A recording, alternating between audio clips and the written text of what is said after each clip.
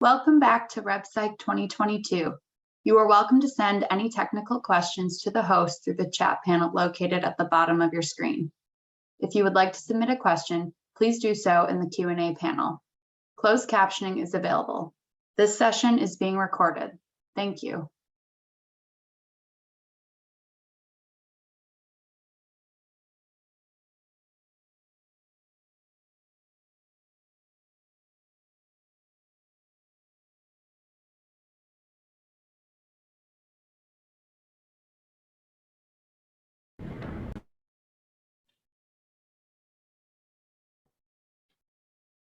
Wonderful.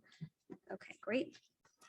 Hello, everyone. My name is Srija, and I'm a fourth-year student at the Yale School of Medicine, and I'm thrilled to be hosting this next session of RepPsych. The title of this next session is Resistance to, Liberation from Colonial Mental Health, Psychiatric Survivors, and Mad Healers in a Global Context. Today's speakers are Stefanie Lynn Kaufman Mthimkhulu, Jennifer Mullan, Thabiso Mthimkhulu. Stefanie Lynn Kaufman Mthimkhulu, they, she, is a white, queer, and non-binary disabled neurodivergent care worker and educator of Ashkenazi Jewish and Baroque ascent. They are rooted in a historical and political lineage of disability justice and mad liberation, and show up for their communities as the executive director of Project Let's, an organizer, parent, doula, peer supporter, writer, and conflict intervention facilitator. Their work specializes in building non-carceral, peer-led mental health care systems that exist outside of the state, reimagining everything we've come to learn about mental distress, and supporting care workers in building access-centered, trauma-responsive practices that support whole body-mind healing. Thabiso Mthimkhulu is an Inyanga, traditional healer, diviner, and medicine maker, born and raised in Swaziland, who migrated to the US in 2020. Thabiso was raised in a family of healers who hold a great body of knowledge and wisdom of traditional South African herbal and ancestral medicine. Thabiso experienced his calling illness, known as Ugutwasa, as a young child, seeing spirits, hearing voices, time traveling, having visions, and prophetizing about the future. His access to other realities and ancestral realms was affirmed within his cultural worldview, where his family and community recognized his soul calling as a Sangoma to continue practicing and carrying out this lineage of important healing medicine. Thabiso completed his multi-year initiation process in Barberton, South Africa. Affectionately named the Rage Doctor by peers and clients, Dr. Jennifer Mullan, she, her, is trained as a clinical psychologist, ancestral rage and grief guide, and a published author. As CEO and founder of Decolonizing Therapy, LLC, Dr. Mullan seeks to shift the paradigm and narrative of mental health, helping to reconnect practitioners and clients to the roots of our wounding and the depth of our healing within a socio-political lens. Dr. Mullan helps people return home to themselves, their lineages, their peoples, and indigenous ways of healing, and lights the fire towards collective action. She believes it's essential for all professionals to question the relatability of their practices to everyday people, and ultimately to reassess whom they are serving. To further advance this root work, Dr. Mullan founded Decolonizing Therapy, LLC in 2018, and since has built a significant social media platform, including 162,000 Instagram supporters and growing often shouting everything is political. She's been featured in Allure, GQ, The Today Show, The Calgary Journal, and was selected by Essence Magazine to receive the 2020 Essential Hero Award in the category of mental health. Now, before we start, some ground rules. It'll be a presentation by our wonderful presenters today, followed by some Q&A. If folks want to access closed captioning, make sure to select the CC on your menu below if you're tuning in from home. If you have other access needs, please reach out to me and let me know. And then as some reminders for Q&A, Just some ground rules we have are to take space and make space, use I statements instead of generalizing, and be thoughtful in your stories to avoid specific graphic details of psychiatric violence or distress that may be re-traumatizing. And with that, I'll share the stage with our wonderful presenters. Thank you so much. And hello, everyone who is both showing up in person, folks who are showing up virtually. I am so deeply excited to be here and to be in conversation with folks, with Dr. Jen and with Thabiso, who will be joining a bit later on for a panel discussion. Let me get my slides together.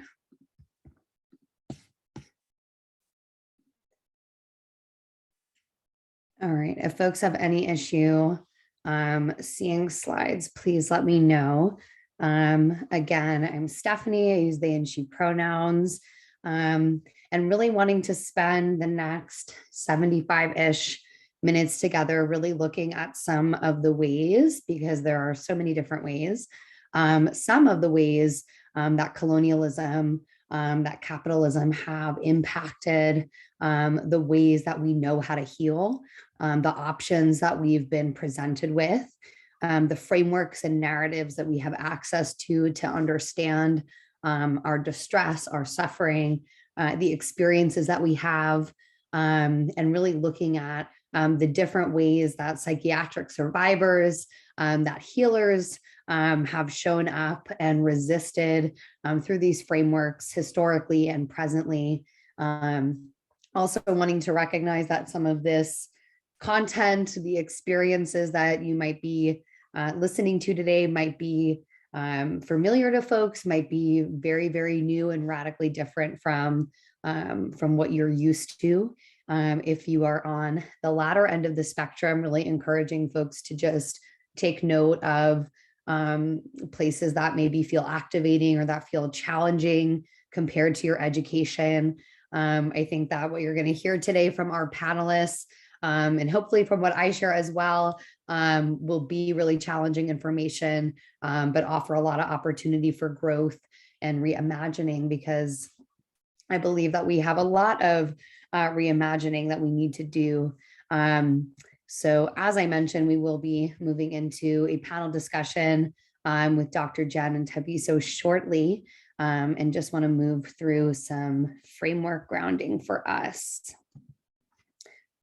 So what are we talking about? What are we going to be navigating today? I first want to offer a definition and overview understanding of saneism, which may be a new term for folks, thinking of it as a particular system of oppression built upon the idea of adhering to consensus reality, or reality that we have all, or some of us have collectively agreed upon. This is primarily impacting people who've been labeled with mental illness, mad folks, neurodivergent folks. That is a definition coming from Kitty Sipple. And for folks who may not know as well, the term mad is one that has been historically used in a negative way against folks in our community, that has been reclaimed and situates us within a particular political, historical, and social site of lineage about our experiences. So there are folks who identify with this language as well. Really thinking about how saneism in particular is predicated on morality, rationality, intelligence, logic. All of these systems and ways of measuring are actually quite immeasurable and very subjective, and exist within a feedback loop and system with other dominant systems of oppression, right? So we can also think about this as a framework that works on domination based on the kind of arbitrary understanding of who is of sound mind and who isn't. So some of us may know or have some understandings about how psychiatry is rooted in Cartesian separation, thinking about how there is some kind of line between the body and the mind, and the impact between the connection between the two is not necessarily important. The body operating like a machine. A lot of these frameworks rooted in eugenics and anti-Blackness and white supremacy, which we'll hear a bit about today, as well as this colonial Euro-American tradition of knowledge and knowing, including the ways that we verify certain information, what becomes evidence-based, what stays in the category of alternative or healing practices that don't have the same ability to be peer reviewed, for example, the things that we continue to invest in and uphold. Also wanting to just bring to the forefront, these conversations are ones that are being reinvented all the time, but are not new in any way. Highlighting Fanon's 1967 sociodiagnostics, really looking at how colonialism itself is the thing that is psychopathological. It is the disease that distorts human relations and renders everyone within it sick. And I think, there are so many ways which this still manifests. One thing I've thought a lot about in particular is I work with many folks who have had and are continuing to have experiences where their concerns or their fears about COVID there is an attempt to have that be pathologized by their providers, by folks that they're working with, recognizing that in a certain worldview, being concerned about the pandemic is something that's seen as out of the norm, that's an exaggeration, that's disproportionate to what a typical or appropriate response should be. So we can see how many different dynamics can play into, how that shows up for folks and who is more likely to still be experiencing significant impacts from the pandemic.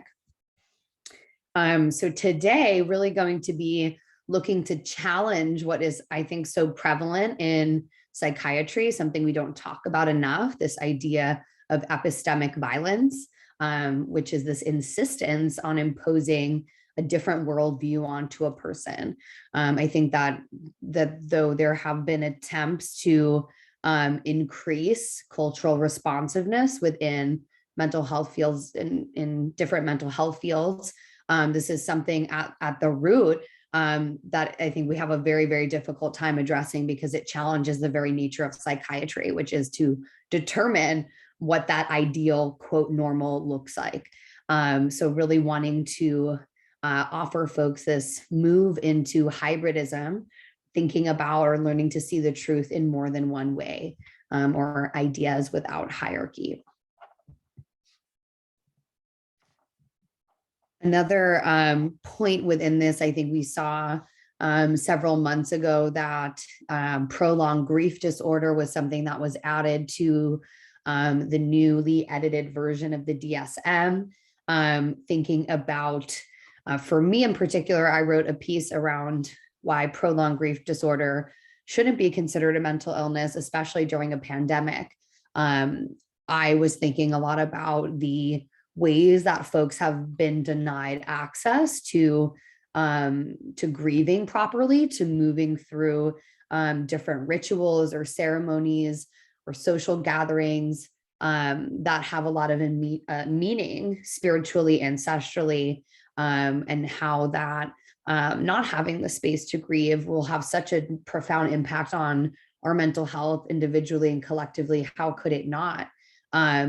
And really wanting to think through how, as the quote on the screen says, in a culture that so often defines mental health by our ability to produce, function, work, minimally impact others, and appear as normal as possible. However, there is no space for grief. Grief that doesn't go away is a justified response in a world that doesn't allow us to stop, rest, or be present. So again, just really wanting to think about the connections still between our societal conditions and thinking about the impact of pathologizing grief during a global pandemic where folks have lost millions around the world. I also want to offer a little bit of information about some of the work that's happening with Project Let's.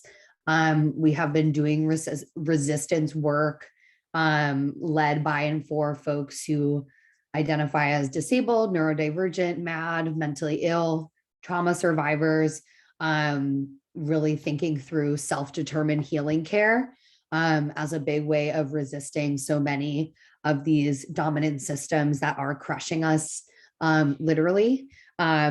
Thinking about giving folks money directly, finding ways to get access to medication, different types of medication if people need it. Interrupting material conditions for us has been one of the most important ways of keeping people out of sites of confinement and spaces of captivity, which I think is still so prevalent when folks are, for example, experiencing a mental health crisis. Your options are often jail or a psychiatric hospital, which many folks describe as another site of incarceration. So some of the work that we've been doing that I want to highlight is our oral history project.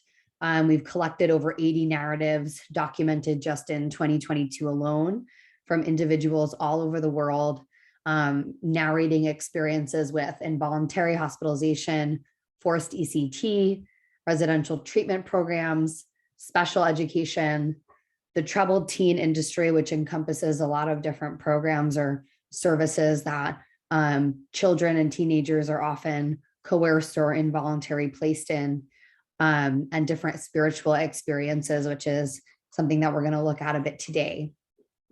We also have been working on collecting a survey from psychiatric survivors, which I'm going to share a little bit about our results today as well. Awesome. So I want to highlight one interview in particular that for me felt like it was a really powerful experience, being able to participate in this interview with Jade. Jade from the very beginning was talking about how having to use one name was something that felt oppressive, that felt like a colonial construct that forced them to have one concept of their self.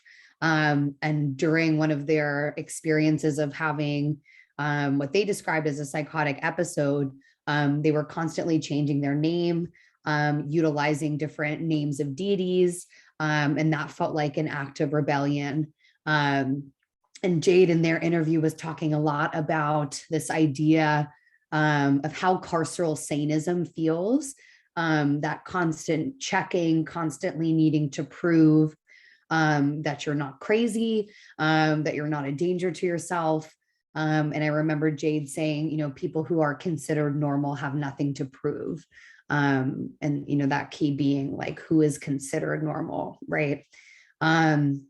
I really love the quote that's on the screen from Jade, talking about how the labels of disability are what they use to get by in a capitalist society, but it's not the best terms that would fit their experience. For example, their first psychotic experience was actually felt more like an interdimensional journey. Every time Jade woke up in a different space, they were dealing with different karmic lessons that they had to learn. They felt like they had a 2-week private experience in their own head. And I think for me, in doing this work for a long time, it has been increasingly that folks who have been framing experiences in a spiritual way or an ancestral way, or looking for that kind of language, not always, but, you know, we deserve, I think there is such a little amount of space for these narratives that we deserve to be having these conversations. We need to be having them.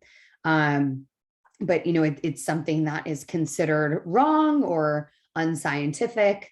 But again, there are, and even within the US-based psychiatric survivor movement and the Mad Pride movement, folks who talk about and frame experiences within this way.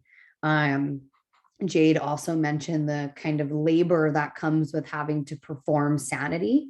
And I'm going to read another quote that I had. If we just allowed each other to go into these different planes of existence, if we could open up about our experiences, if we were really in a world where I could reach out to someone and tell them, hey, I had a dream about you and this is what happened. I think that's a beautiful attempt to bridge together the gaps in existence that we have.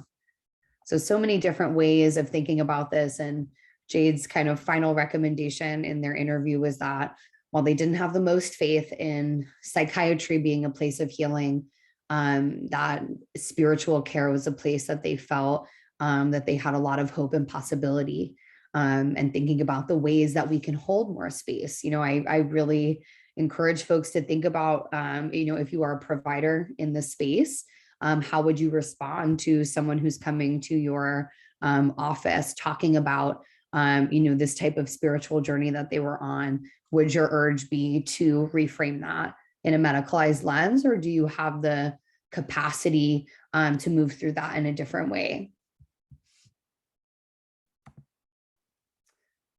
All right, so a couple of thoughts again on mentioning, some of this is not working. The current ways of helping and healing, we are seeing continual increase in folks who are navigating all different types of mental health issues. And that is putting things in a very simple way, because we have other stuff to focus on today. But I can say that things are not working. And again, that there are these lineages of resistance, looking at some of the work of Ignacio Martin Baró from liberation psychology, that we can deal with some of the issues that are present, but we have to liberate folks from the core root of what is underlying their suffering. Thinking again about the ways that colonialism has severed many communities' ties with the ancestral ways of healing and knowing, in addition to criminalizing the use of certain traditional healing practices and later appropriating their use. Very likely that folks have experiences of maybe going into a therapist's office and being told to use a mindfulness practice, or to cleanse their space, or to do yoga or some body-based movement or somatics, without having any understanding or recognition of the lineages, the cultures, and the communities that these practices come from, nor the political education to really situate it, especially in, repurposing that as a mental health provider. And again, just wanting to highlight the ways that psychology and psychiatry as whole fields tend to really ignore these spiritual experiences, even though like psychology as a word actually means study of the soul.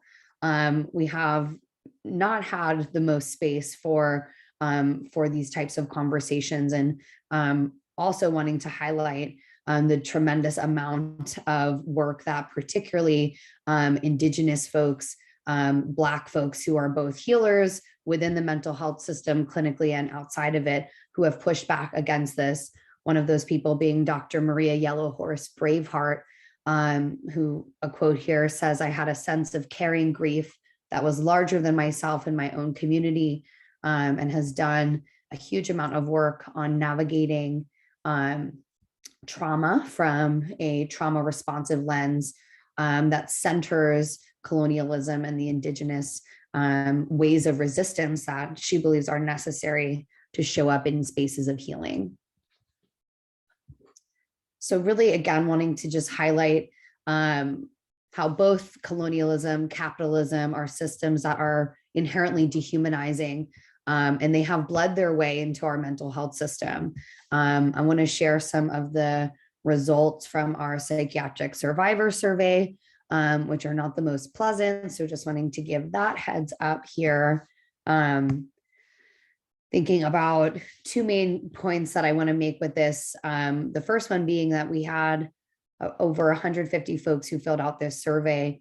The things that were considered the most helpful often had nothing to do with the actual care itself within the psychiatric system. And we're looking at hospitalization, residential treatment, inpatient, whether folks had gone in voluntarily or involuntarily. They were both part of the response. So folks were saying, it got me out of my life for a second. There were many folks who were saying that the art activities gave them something to look forward to, bonding with other patients. There were a few responses about getting quicker access to a psychiatrist than they would have otherwise in the community. But mainly the responses around things that were positive were like inconsequential side effects of being in these systems and not actually about the treatment or healing options themselves. We also saw that over 98% of folks use the word traumatic in their response, whether they were describing the transport and entry experience that they had, typically with restraint or police. A lot of folks talked about not attending to the intersections when they received care, whether there were parts of the space that had no wheelchair access, folks who were forced to attend mandatory group therapy, but they had no access to interpreters, folks who had no products, whether it was hair care products that were not affirming for their hair type, gender and sexual violence, different experience that folks narrated there. We also saw this constant referral to being scared, to this understanding that folks were being surveilled all the time, a constant threat of abuse or punishment that felt very out of alignment with goals of healing. So really wanting to honor the responses that come up from community. And when we're having these conversations, think deeply about how our imaginations around what is possible and what healing can look like have literally been held captive by these systems that we live inside of. The ceiling has been placed for us. And I think so much of our work is to recognize that these things should not be the standard of what is happening. And it might not be the standard everywhere. But historically, these experiences have been affirmed over time in big ways. So again, really excited to be looking at some options for how we can be moving differently here. All right. I think this is, yes, my last slide before we move into our panel discussion. So just want to give, let me check. Yes, heads up to Thabiso and Dr. Jen. I will be coming to y'all shortly. I want to also uplift a book that has been really informative for me and transformative in a lot of ways. It's called Healing the Soul Wound by Eduardo Duran. There's a quote from him on the screen. Some people live in a life world non-congruent with Western norms. I think that is so important that we see in many parts of the mental health system and associated behavioral health systems that these Western or colonial norms are the ones that are being exported around behavior, right? Certain examples with the way that we tend to, quote, treat autistic children, for example, through practices such as ABA, applied behavior analysis. You might have a child or a person who's in, 60 plus hours a week of compliance-based therapy where their biggest goals are to maintain eye contact and to force verbal communication when, maybe a child is not able to, or it's very difficult for them to use verbal communication. Thinking about the ways that what it means to be a, quote, normal, successful, capable person who has the capacity to be independent. How does that tie into, the way that we put children through what is later described as an experience of torture, that type of experience and those types of goals, rather than something that looks different from that, right?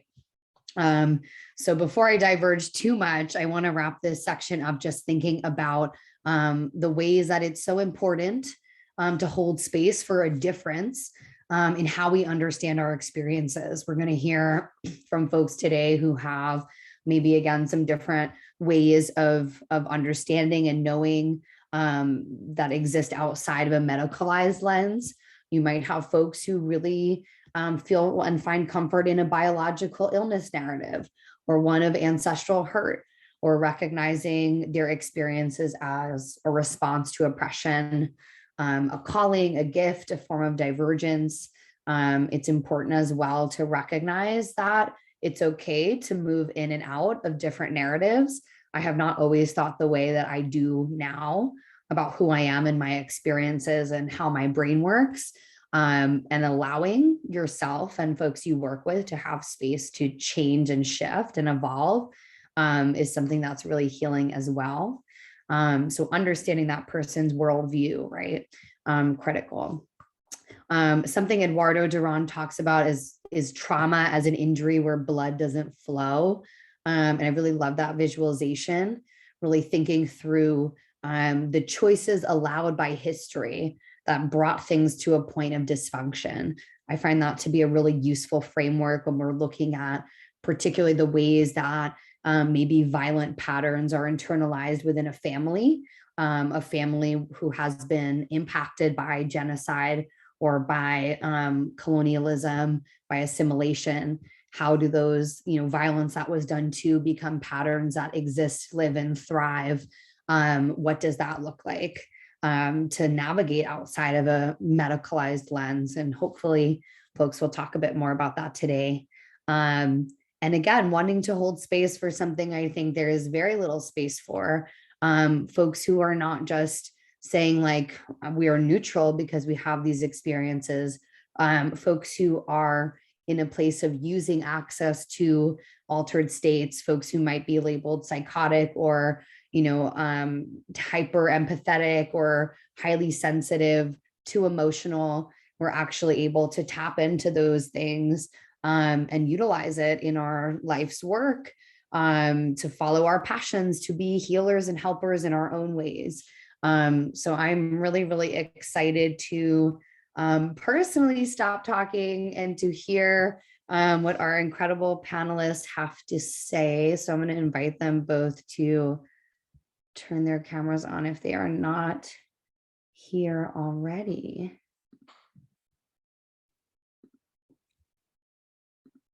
All right. Okay, awesome. I have also social media information for both of these folks on the screen.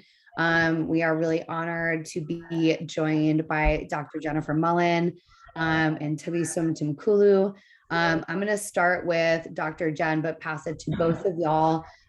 Just want to give you an opportunity to introduce yourselves, how you're showing up here today, the work that you do, and any parts of yourself or your identity that feel important to share. So I will start with Jen, if that feels good. Yeah.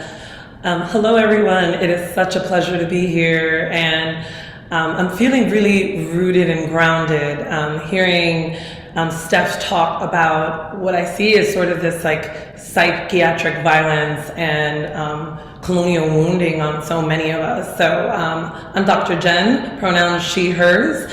I identify as a mixed race Afro-Indigenous woman. My people come from Panama, of Kuna Indian descent, as well as Ghana and Nigeria. And my dad is of Irish and Italian descent as well. I live in a very neurodivergent body. I, at a very young age, was able to see and know with capital K's and S's. And at a very young age, I had a lot of feelings about what was fair and not. And I suppose I come here to you today unlearning my clinical psychology tethers and ties. I was trained Eurocentrically as a clinical psychologist. I've worked in community mental health, as well as probably in most every imaginable carceral type trauma unit that you could imagine throughout my 20-something years as a clinical psychologist, as well as an unpaid intern. So working on partial care units, often working with youth and or adults who harmed or were harmed, both and oftentimes. And for the past 13 years, I also was working at a university setting in which I was teaching for grad students, working in the crisis counseling center, which really was much more like community mental health. We often had a 98 student wait list with 3 therapists, and often being told to kind of hurry it up and only see these students for 2 or 3 sessions. So needless to say, I got in trouble a lot.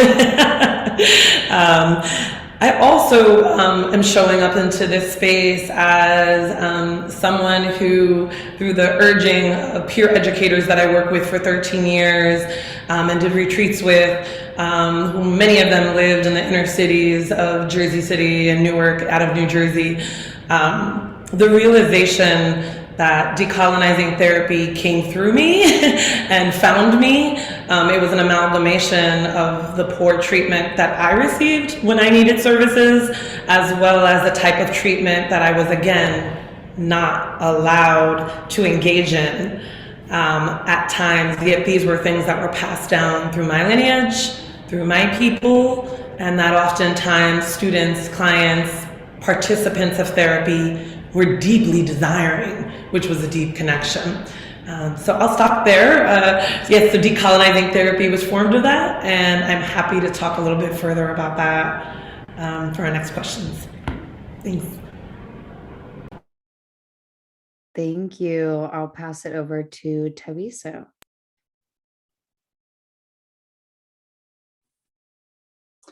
Hi, everyone. My name is Thabiso.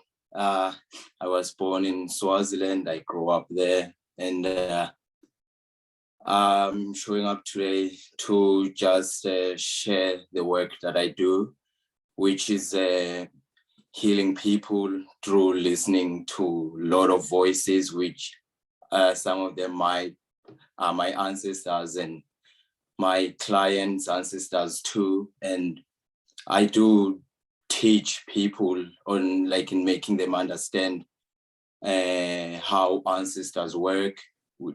That's what I do. Thank you. Thank you for your introductions, both of y'all. I will be digging into all things for the next little bit. I will start with Jen.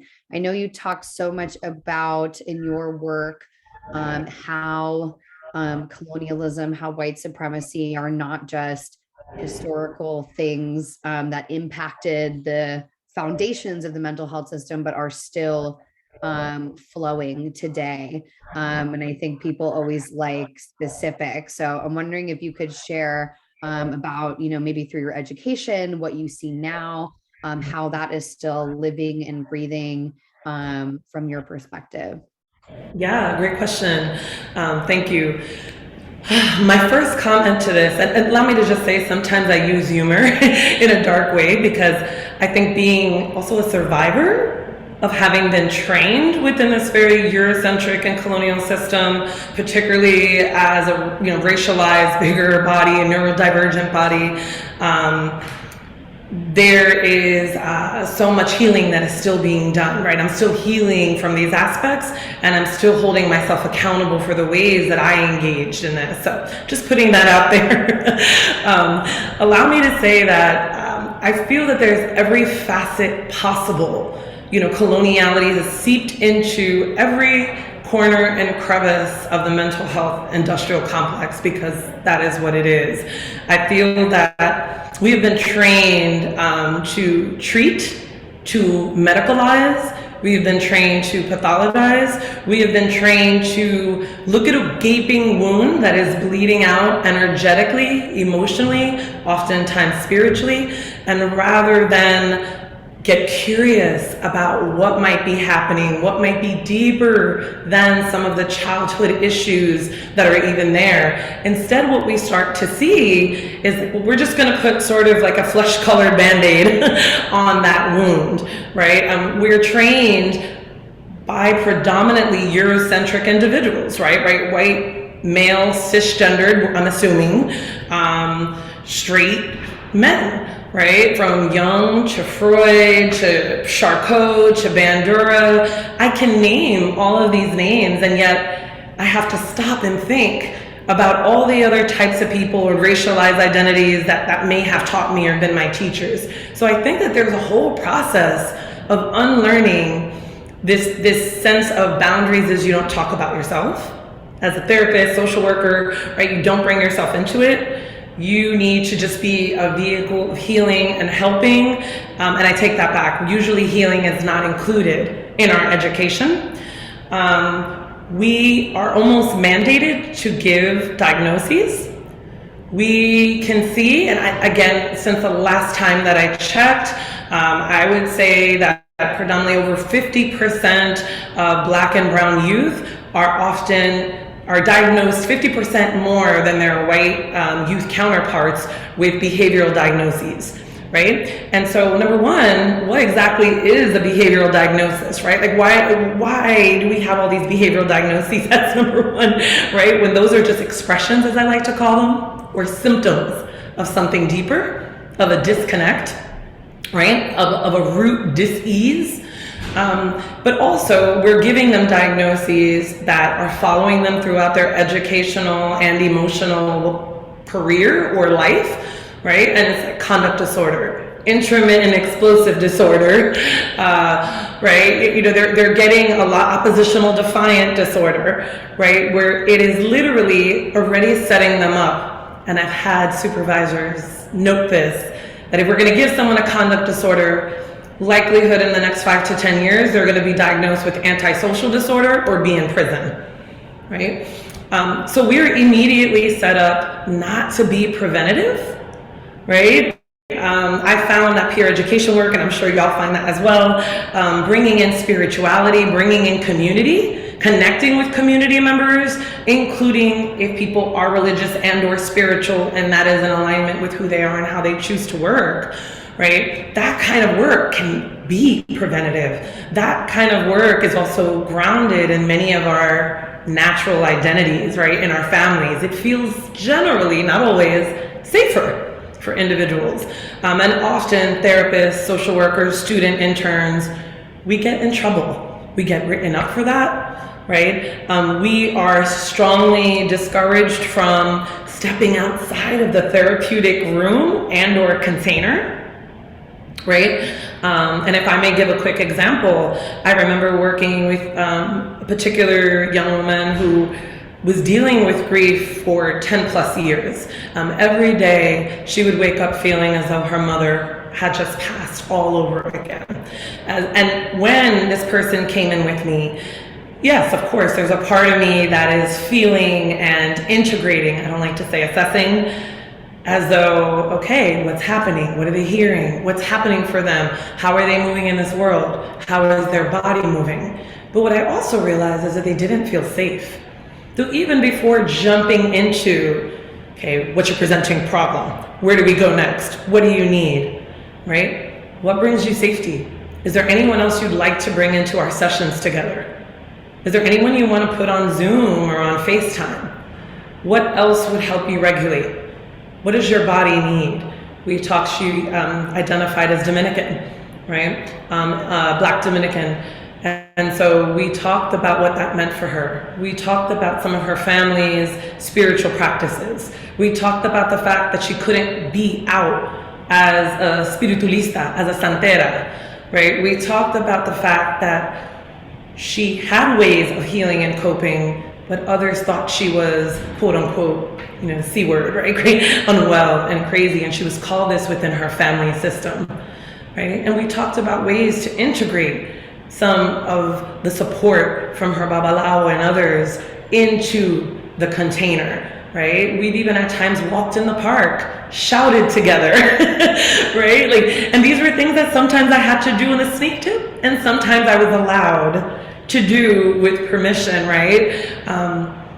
And so I could keep going on, and I'm going to limit myself. I don't want to take up too much space, but one of the other things I want to say quickly is that also, I think accountability is so important. So I was also being held accountable, perhaps not by the systems and structures that were attempting to confine or cage how we did wellness work or healing, but held also, I was being accountable by a community, right? By our consulting community group, by another group of anti-racist, anti-oppressist workers, as well as being held accountable with peer support and also my spiritual community, right? So there were multiple ways in which my work and how I was engaging was being informed, being held, and contained.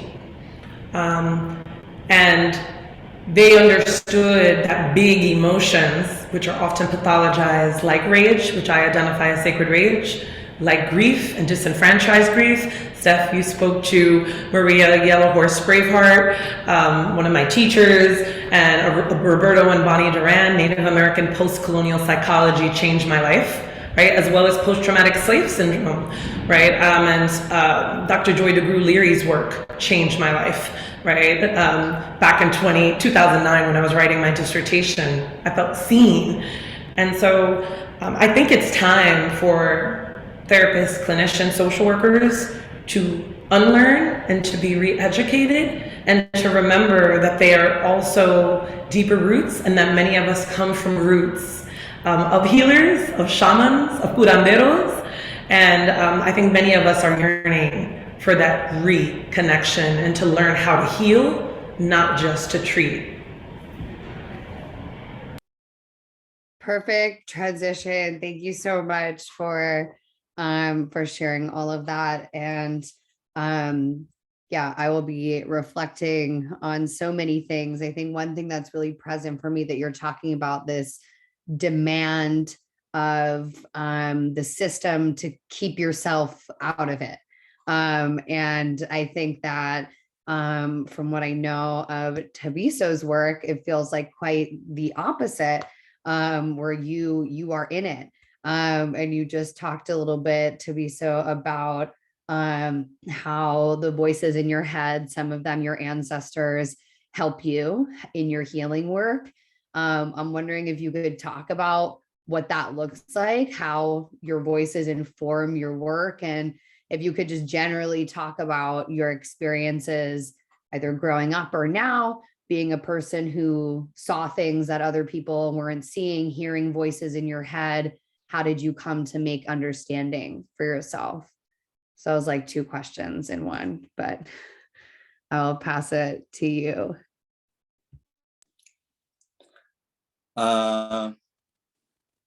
Growing up hearing voices, I would say I was lucky that at home, it was something that everyone was used to, and they can see if a kid has a calling, or because every time you wake up, you'll be telling everyone what you saw at night, and then they will interpret that.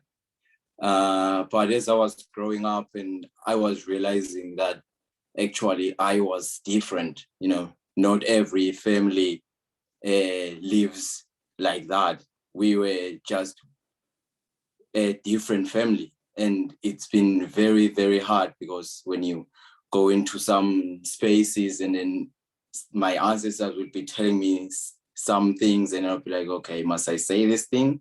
Or once I say it, they will just take me right away. Yeah, I would say, I feel very, very bad for a lot of kids, for a lot of people who have been feeling these feelings and seeing these things and hearing these like voices of their ancestors, and then when they try to share those things, and then maybe in that time they don't make any sense, then they will just take them away without maybe reaching and searching more about it and going deep into it, asking that person like, hey, actually what's going on? Because I don't believe that a brain will just like lose it without any reason. I don't know if that answers your question. It definitely does. It does. Thank you. And I think building off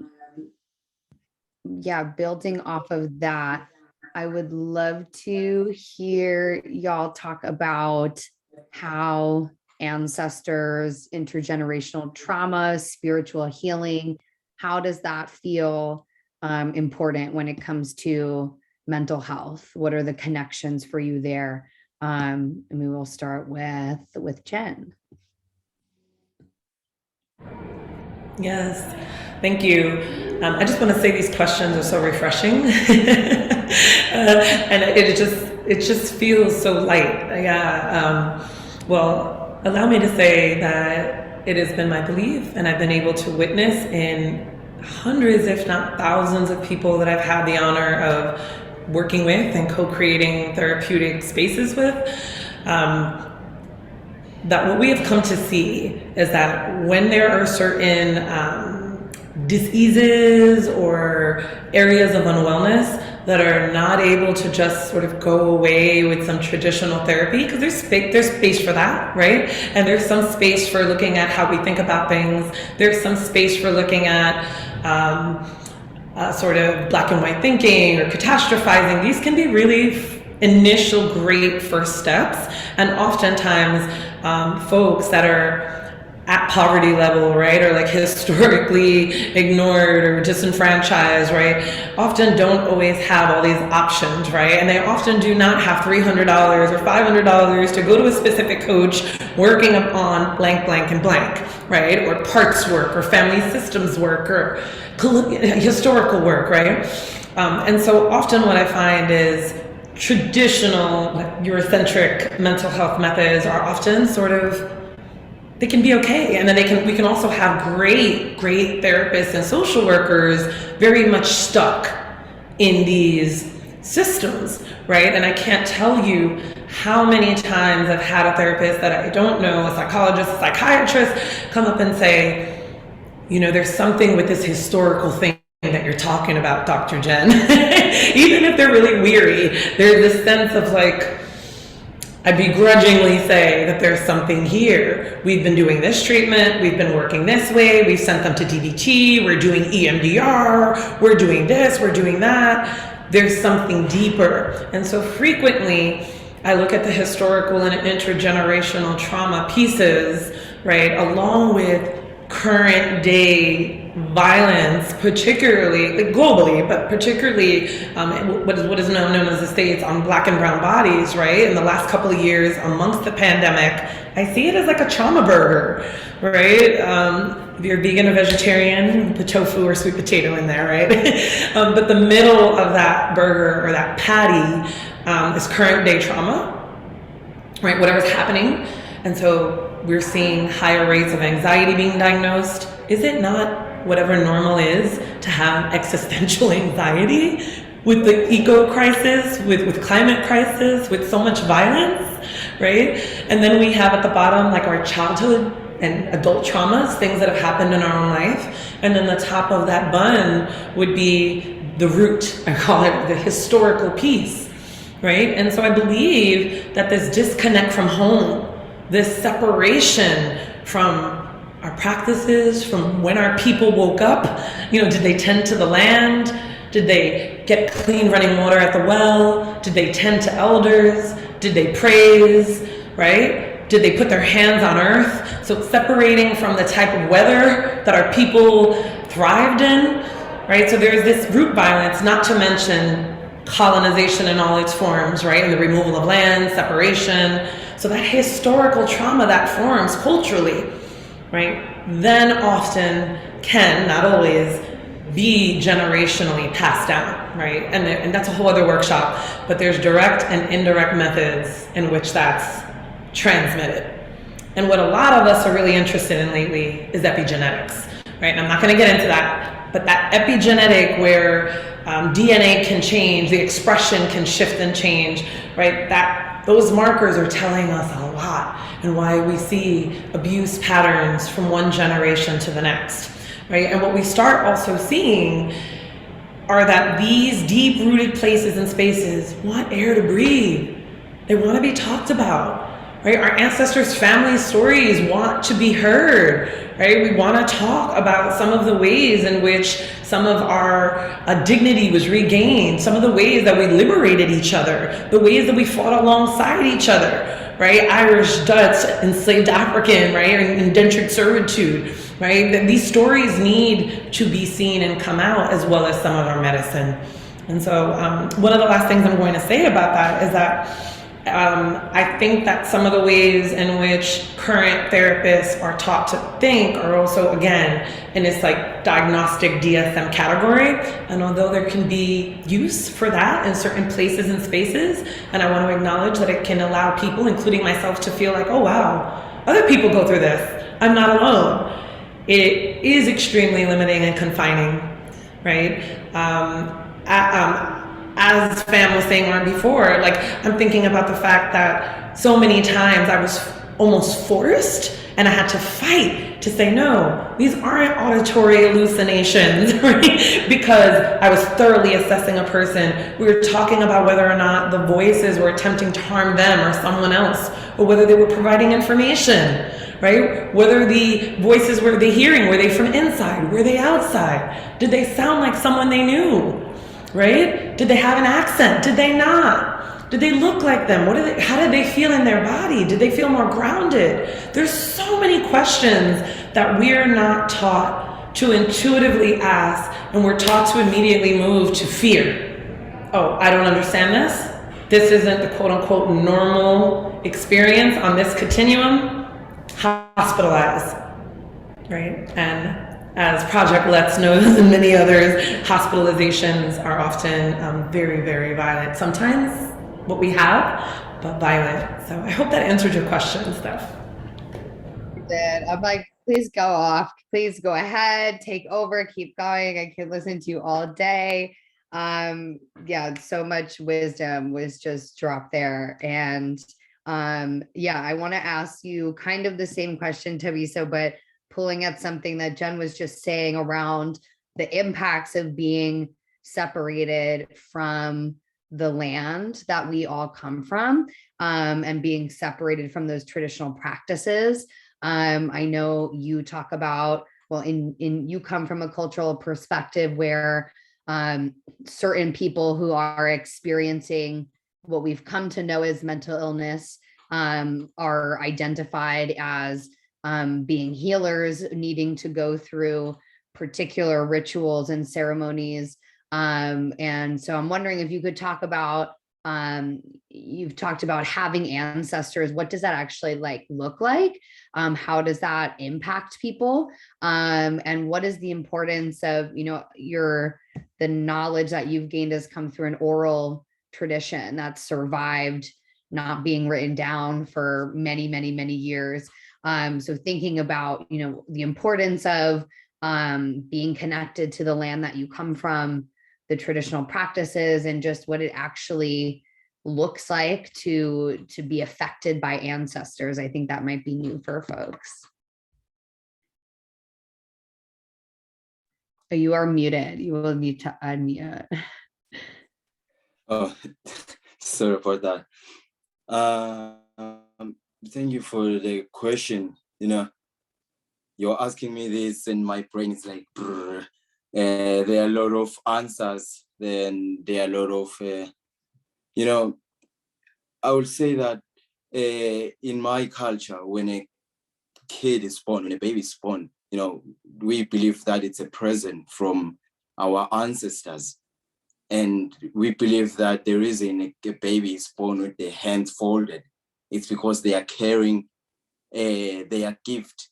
So when a kid is being born, they don't just buy toys. Okay, you will be a doctor, you will be a pilot, everything. They just start shaping your world from since you are a kid. So grow in my culture, when you grow up, you will be just a kid, you'll be free, and you will tell your parents everything that it's happening in your body, even if you are seeing things, which is something that usually happens. I would say for me, that was happening, when I see something, I will tell my mom, I will tell my father.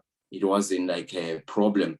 They will try to fix that up until to the point where I started seeing my ancestors, the people who were dead, because they didn't just start showing up. At first, it was things that maybe animals, but with those, because I was in my family. I was in the place where that thing was known.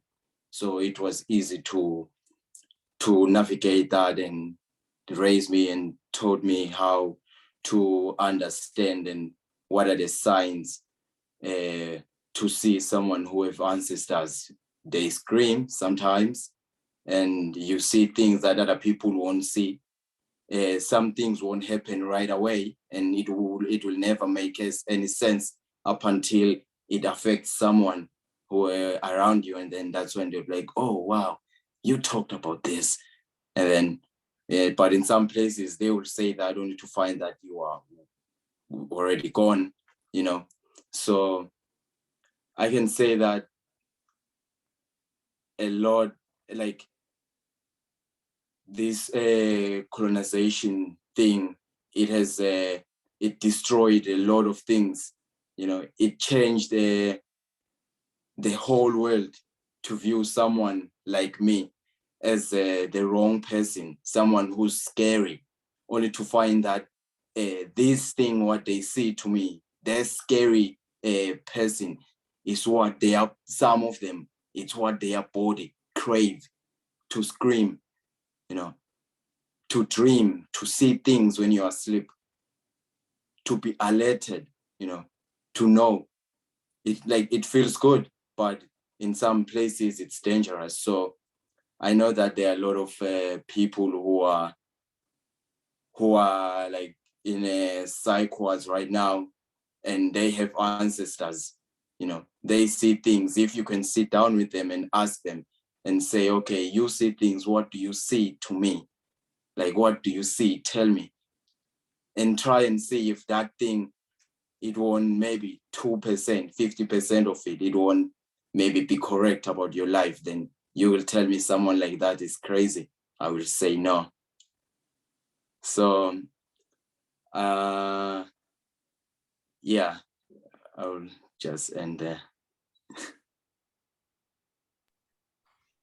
Thank you all so much. Okay, I'm looking at the time. I have a question. I see a question in the chat that I think I want to ask you both to comment on. It says from Caitlin, thank you both so much. As a person who is deeply invested in Western education and Western colonial ways of knowing and justifying knowledge, even as my own skepticism grows about these systems and deep desire to undo and transform the harms perpetuated in so-called mental health care, I often struggle with self-doubt, uncertainty, fear of doing new and unknown harm if I try to leave the well-charted, evidence-based path. How do you maintain confidence in your path and check the quality of your work? Yeah, so I'm kind of interpreting this question, thinking about how do you know that you are doing the right thing when you are trying something new or challenging systems where maybe there is not exactly a path that's been laid out before you. I don't know if you have thoughts. I'll start with Jen. Yeah, thanks, Steph. Great question, Caitlin. I think it's a really important question. I frequently say, and my students would laugh, I frequently say my primary ethics are to the people I serve and to the community that this building is on, right? First and foremost. And so I think it's really important to check in with ourselves on where we are on the divesting from Western colonial ways practice, because I'm still unlearning, if that makes sense, right? Like, I think every time I find myself up against another choice, another decision, another title, quote unquote, or certification, I have to consistently ask, where did I learn this? Who did I learn this from, right? Who taught me that this is the way that I should do work or healing?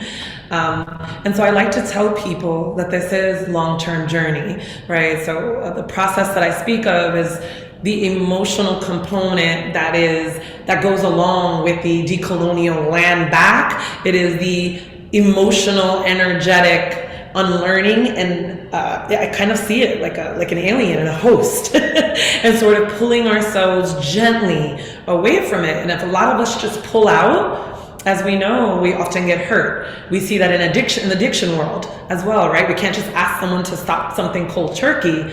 It can really kill them or harm them. And so I like to tell people to gently, like kind of straddle, like have one foot in one world and one foot in another, and be honest about our capacity not to promise anything to the people we work with or to the world that might be moving from a more internalized racial superiority or inferiority way, right? We might have internalized that white supremacy, right? And sometimes I had someone say like, can I put that I'm a decolonizing psychologist or this? And I'm just like, you can, please don't, right? Like I even struggle with decolonizing therapy, because how do we decolonize an inherently problematic, racist, transphobic, ableist structure, right? But we can begin to slowly divest from it, reclaim, and recenter. And so I also want to address the question at the bottom about how do you maintain confidence in your path and checking the quality of your work. I hear that this is an accountability question. I think accountability is essential. It is primary and key. As I mentioned before, I think one of the most healing ways that I have found accountability, I've co-created groups that are generational or intergenerational, meaning having later career therapists, social workers, helpers, healers, practitioners also be in groups with early career as well as students, right? And if and when possible, even having people pop on that are not students and that are providers of our services, right? So that way we're learning from each other. We're elevating from each other. I also recommend for therapists that are trying to divest, right, to always think about what the person wants. Confidentiality is always in my vocabulary, like without question. But I often find that the people that I work with are like, oh, no, I'm proud of this work, right? I'm okay with this. And what does okay look like for you, right? Another thing that I've divested from, and I know this is super controversial, I find it super harmful to immediately cut off with people we serve and say we can't talk to them for like 3 years or 2 years, or depending on whatever your state is, right?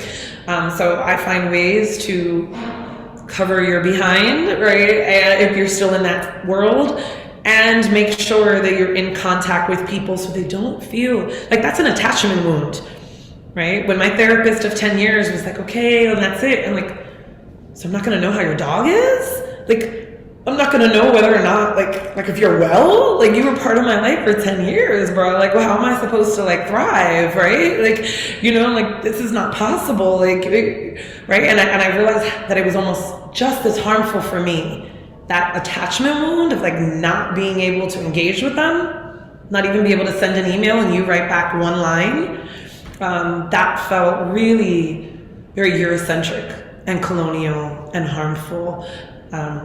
Yeah, so I just wanted to share that. And Decolonizing Therapy is going to be co-creating spaces and groups soon where this kind of conversation can continue and where people can receive this kind of support for the transition, because it's hard. Thank you for all of that. Yeah, so much to process. I'm sure folks are going to be processing for a good bit of time.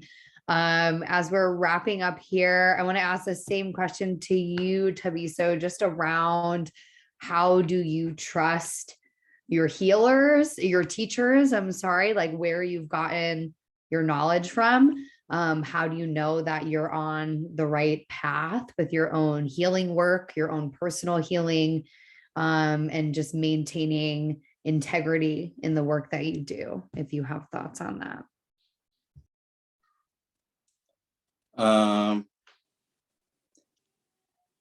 It's for me, like the confidence and the trust, it started growing up like at home, because most of like there were a lot of people who were coming, you know, to get the help. So it was like something that was a routine, you know. It was something that was I would say it runs in my blood, you know, something that raised you up, something that was done even when you were not born, you know, you just grew up in it. you are that thing. And I would say listening to yourself, listening to your ancestors, that gives you the confidence, because when you do listen to your ancestors, you always see the way forward. And listening to your ancestors, it will always be like, it involves like making peace. If you believe to your ancestors, you will know that you make peace, you are not dirty. If you have a problem with someone, you sort that thing out, because ancestors don't dirty place, stuff like that. So I think it's for me, it was just everything was just a routine, but I would say listening to your ancestors and making sure that you don't just take a step, you consult with someone else, even if they are younger than you, smaller than you, you consult, check it. In that way, it would be good. Thank you both so much. I think we're about at time, so I'm going to end here. I want to thank Thabiso and Jen for being here, for sharing your stories, your experiences, your work. I could be in conversation with both of y'all all day. So thank you for spending your time here.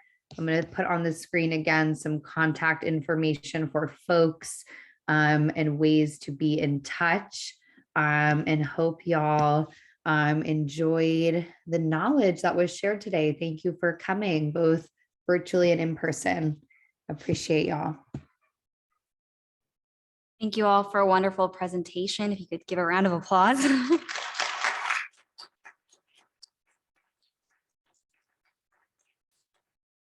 And if you guys have further questions, all their contact information is up, and their presentation recording will be made publicly available later. Now starting from 1:30 to 1:45 for in-person folks, we're going to have a break. So feel free to use the restrooms on this floor. Feel free to grab an extra meal or lunch if you haven't already. And the next session will start up at 1:45. There's a session here. There are sessions in the Hope Building and sessions in the Brady Building. If folks are having a tough time getting there, feel free to just flag me down. One thing I want to draw attention to is we had a little bit of an issue with our QR code that is now resolved. So if you rescan that, the next session, drugs and disco, and the session on dysphoria, that's going to take place in room Hope 216. So thanks so much, guys.